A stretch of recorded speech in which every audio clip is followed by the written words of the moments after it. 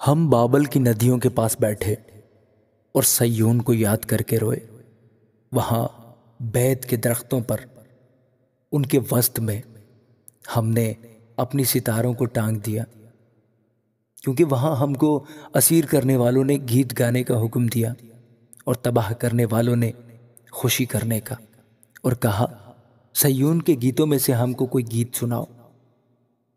ہم پردیس میں خداوند کا گیت کیسے گائیں؟ اے یروشلم، اگر میں تجھے بھولوں تو میرا دہنا ہاتھ اپنا ہنر بھول جائے۔ اگر میں تجھے یاد نہ رکھوں، اگر میں یروشلم کو اپنی بڑی سے بڑی خوشی پر ترجیح نہ دوں، تو میری زبان میرے تالوں سے چپک جائے۔ اے خداوند، یروشلم کے دن کو بنی ادوم کے خلاف یاد کر، جو کہتے تھے اسے ڈھا دو، اسے بنیاد تک ڈھا دو۔ اے بابل کی بیٹی جو ہلاک ہونے والی ہے، وہ مبارک ہوگا جو تجھے اس سلوک کا جو تو نے ہم سے کیا بدلہ دے۔ وہ مبارک ہوگا جو تیرے بچوں کو لے کر چٹان پر پٹک دے۔ آمین۔